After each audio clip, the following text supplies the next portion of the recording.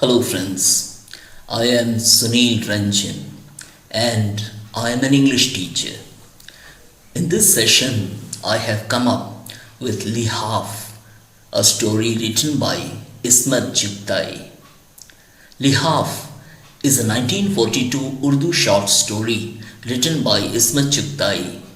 Though it received attention for its suggestion of lesbianism, it also deals with the suffocating life of a neglected wife in the feudal society. It became a landmark for its early depiction of sex, still a taboo in modern Indian literature. Lihaaf is the Urdu word for quilt, to cover oneself. The story is a terrifying memory of a niece of Begum Jan, the little girl Amiran. She narrates what she had seen in her childhood at Begum Jan's house. Once, when her mother had gone to Agra, she was left with her mother's adopted sister Begum Jan's house.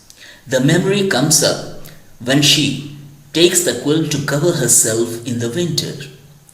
As Begum Jan came from a poor Muslim family, she was married to an old Nawab Sahab because of his virtue that he didn't visit prostitutes. After marriage, Nawab Sahab did not pay any attention to Begum.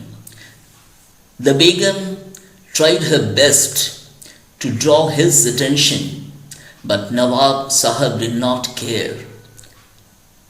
Begum spent sleepless nights for his love, but that never happened. The newly married Begum Jan became restless as Nawab Sahab did not fulfill her bodily wishes. This led her to gratify her wishes by other means. Nawab Sahab never engaged in pigeon or cock fights like other men of his status did. His only pleasure and desire was male students for whom he provided an open house. They were fair-faced and slender-waisted young boys in perfumed, flimsy shirts. His homosexual behavior with young boys continued in the same household under the cover of educational adventures. It was Rabbo, the maid-servant in the household, who rescued Begum Jan by her oil massage.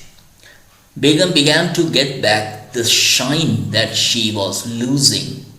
The little girl Amiran was fascinated by Begum Jan's charming looks. To Begum, massage became the basic necessity of her life.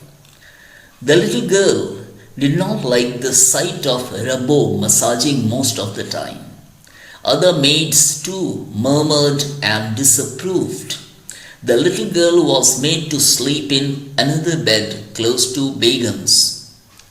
One night she found Begum's quilt shaking vigorously as though an elephant was struggling inside.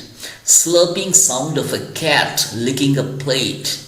It meant the homosexual relationship between Begum Jan and Rabbo.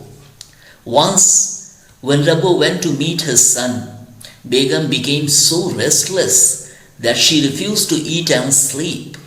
Rabbo was replaced by the little girl who offered to rub her back. Begum expressed her pleasure with sensuous breaths and allowed her to touch all the parts of her body. That night, the little girl was made to sleep in the arms of Begum. As night fell, Begum Jan started rubbing the body of the little girl as if she was a clay doll. The little girl grew so nervous that she felt like screaming. Soon Rabbo returned. The little girl could not stay there any longer. She preferred the company of maids as she was terrified of Begum. The girl missed her home so much that she started crying. As night fell, the peculiar noise started again in the room. Begum's quilt was swaying like an elephant. Sound of someone smacking her lips as though relishing a tasty pickle and the quilt began to take different shapes. The little girl Amiran was so frightened that she switched on the light in fear. As she did so, the quilt fell flat. So here I come to the end of the story, my dear students. If you have subscribed to my channel, fine. If you haven't, do subscribe to my channel so that in the time to come, I come with better videos, final videos for you. And that's my promise. Thank you.